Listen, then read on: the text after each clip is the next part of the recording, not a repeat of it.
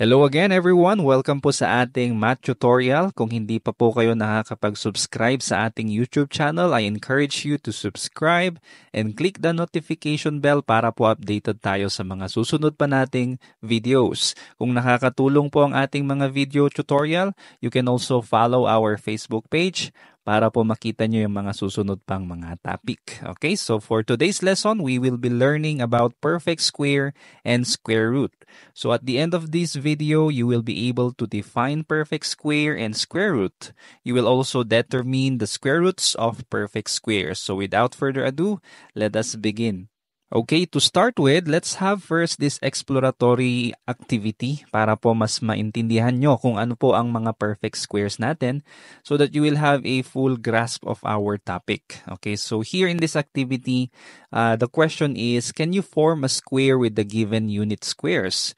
Okay, ang unit squares po na tinatawag natin is ito pong square na ito, no? 1 by 1 square. 1 po ang bawat sides niya, 1 unit. Okay? So, ang tawag natin dyan ay unit squares. Now, with these unit squares here, with the number of unit squares here, can we form a bigger squares? Okay? So, first, let's have letter A. Ilang unit squares po ang nakikita natin? Okay, we have here 4 unit squares. So, we have 4 unit squares. Can we form a bigger square using 4 unit squares? Okay, tignan po natin. Yun, nakabuo po tayo ng isang mas malaking square. So, the answer is yes. Okay, how about letter B? Ilang unit squares po ang nakikita natin dito? Okay, correct. You have 9 square units or unit squares. Now, can we form a bigger square from this number of unit squares? Let's see. Yun, meron po tayong nabuo. We have here a square. Next, letter C. Ilang unit squares po ang nakikita natin? Let's count. We have 1, 2, 3, 4, 5, 6, 7, 8, 9, and 10.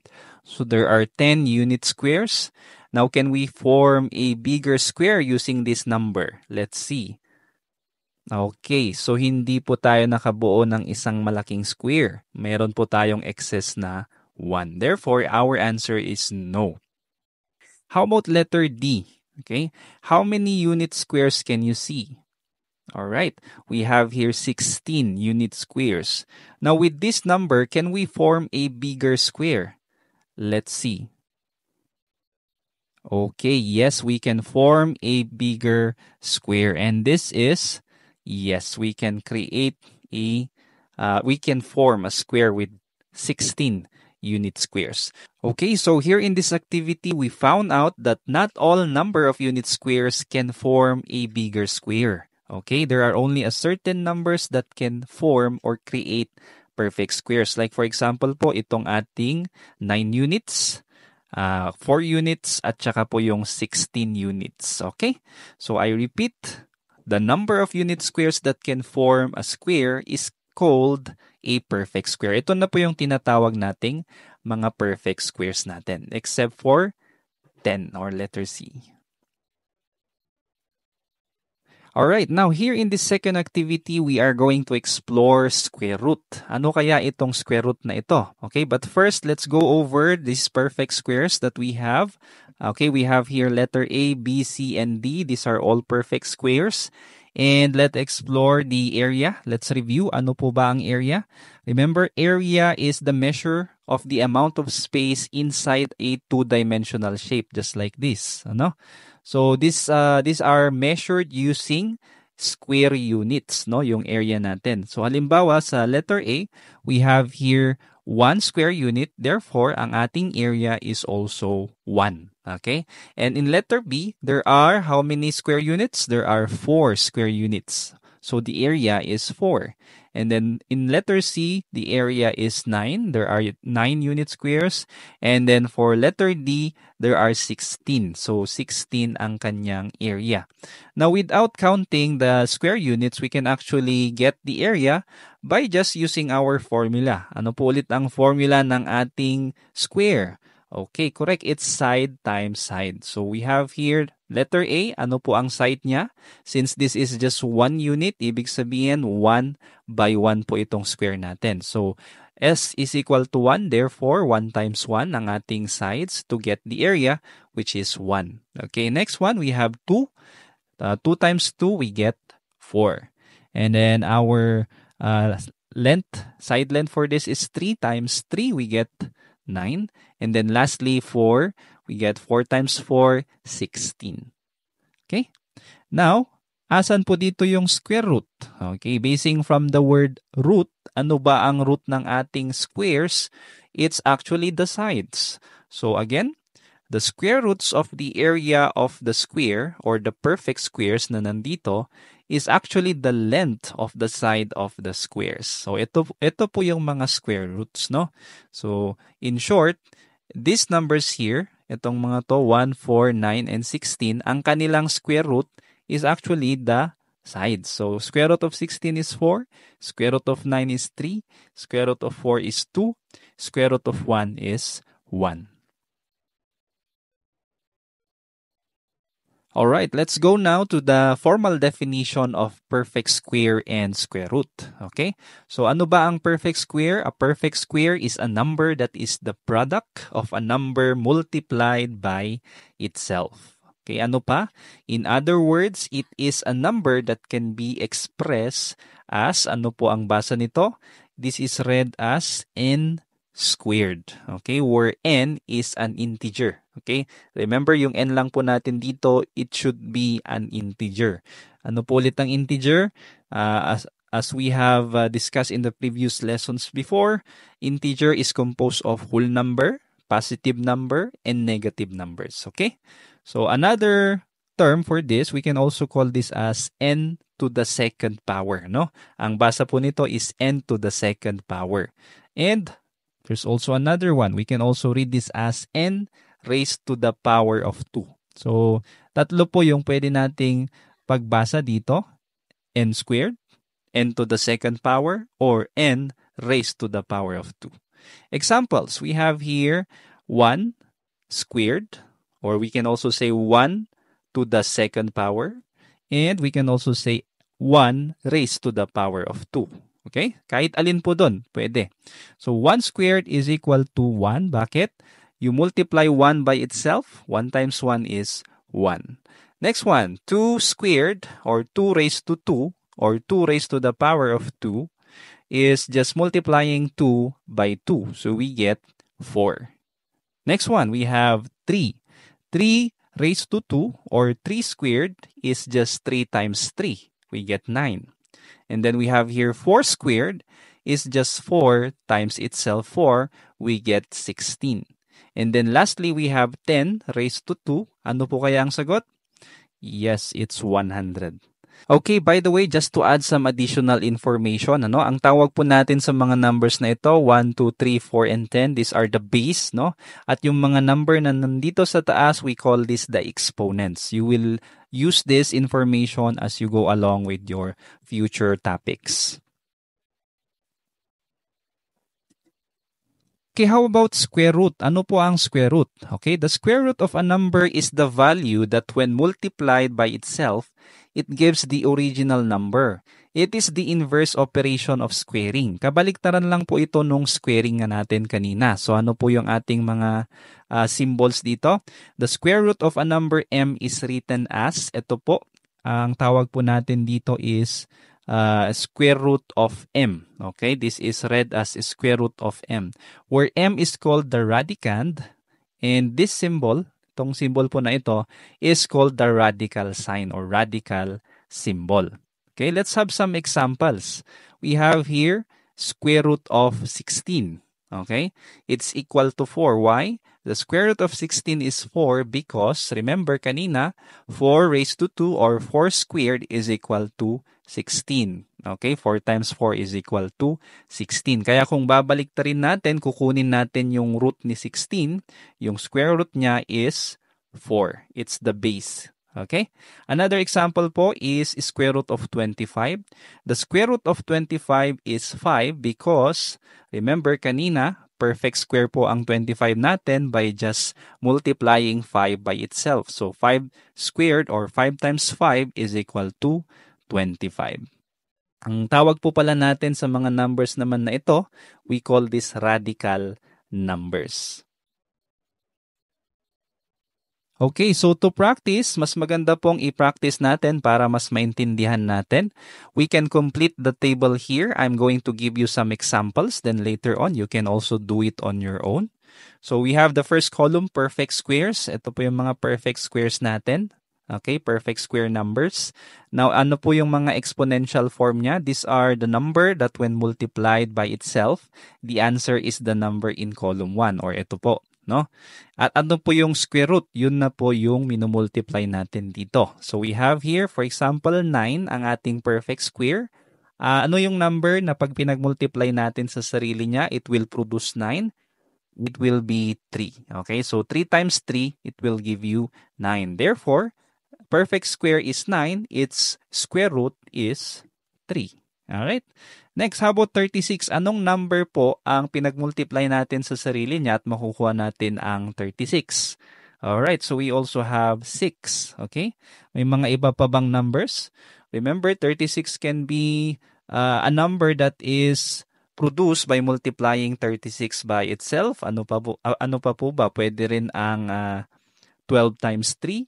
Pero ang hinahanap natin is yung mga numbers na pag pinagmultiply mo sa sarili niya, okay, it will produce 36. So it's just 6, no? Ang square root natin is 6. How about 49? Okay, we can also have 7 times 7. Okay? Yun lang po ang mga numbers na magproproduce ng ganitong number. So we have 7 as our square root. Alright? So, you can pause this video. Pwede nyong tapusin itong table so that you will understand more. Okay? You will explore on this.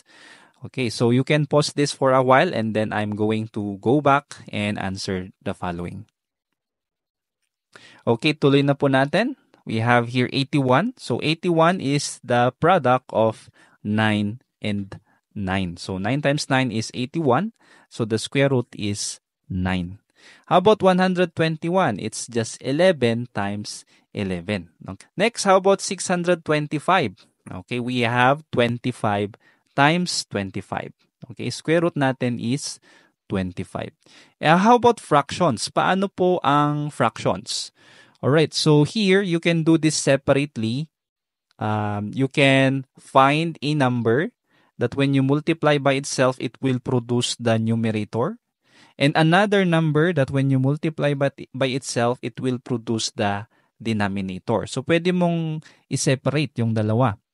Okay, so let's have 4. Ano bang number ang pag pinag-multiply natin sa sarili niya, magiging 4? Okay, yes, it will be 2. Okay, how about 25? Anong number? It's 5. So, it's just 2 over 5 times itself 2 over 5. Therefore, our square root is 2 over 5 or 2/5. Okay, another activity for you to practice. Okay, this time you can place each number in its appropriate column. Then find the square root of the perfect square number. So we have here the following numbers. Okay, let's just classify them whether they are perfect square or not a perfect square. Kung ito po ay perfect square, kukunin lang natin yung square root niya. Okay? So let's have some examples. We have here number 1, yung 0. Okay, the first number here is 0. Is 0 a perfect square? Are there any numbers na pag pinag-multiply natin sa sarili niya, magiging 0? Okay, of course, itself, we have 0, no? Pag pinag-multiply mo ang 0 sa sarili niya, it will always produce 0. Okay, therefore, it's a perfect square. How about 25? Okay, yes, this is a perfect square number because 5 times 5 is 25. How about 40? Okay, tignan natin. Ang 40 ba ay perfect square? Meron bang numbers na pag minultiply sa sarili niya magiging 40? First, let's take a look at the factors ng 40. Okay, ano ba ang mga numbers na pag imumultiply natin magiging 40? So we have 40 times 1. Ano pa? 10 times 4. Okay? Ano pa? 5 times 8. Okay? Pwede rin ang 20 times 2. Okay? Pero meron ba sa mga nabanggit natin ang parehas na numbers? Wala po. Okay? Therefore, 40 is not a perfect square number. Okay, next, how about 49? Yes, 49 is the product of 7 times itself, 7. So, ang square root niya is 7. How about 121? Okay, nabanggit po natin to kanina. We have 11, no? 11 times 11 is 121. Again, you can always pause this video if you want to practice. And then you just go back to this para i-check yung mga sagot nyo. Alright, next, 625. Okay, 625 is just 25 times 25. Next one, we have 8. So, 8 is not a perfect square number. Okay, paano po yung 18 over 2? Okay, 18 over 2. Bakit po siya natin classify as perfect square number? Okay, remember, 18 over 2 is just the same by dividing it by 2. So, 18 divided by 2 is equal to 9. And 9 is a perfect square number. Why? Because you can multiply 3 times 3 to get 9. Therefore, the square root of 9 is 3. Alright, next we have 1/4. This time, it's another fraction. Okay, meron ba tayong pwedeng i-multiply sa 1 para maging 1? Yes, yung sarili niya. So, 1 times 1 is 1. How about 4? 2 times 2 is 4. Therefore, 1/2 is the square root. Okay? And then lastly, we have 27. Can you think of a number na factors ng 27? There are no other factors except 27 and itself. And ano pa po? 3 at saka 9. So, wala pong number na naulit doon. So, it's just not a perfect square number.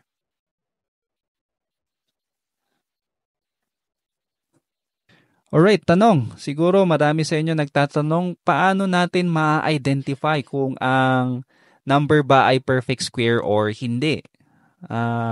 Parang mahirap po ata, no? But don't worry. Remember, if it has an integer square root at hindi decimal ang kanyang square root, we can call it a perfect square, no? Ang challenge lang dito is you have to know the square root of a number. Paano po natin yan malalaman? There are other ways. There are many methods to do it actually. The first one is trial and error ka lang. Maghanap ka lang ng number, no? Na pag pinag-multiply mo sa sarili niya, it will produce the perfect square na hinahanap mo. Or you can also use the prime factorization method, pero ito I would not suggest this kasi medyo mas mahirap ito at hindi siya practical sa situation natin.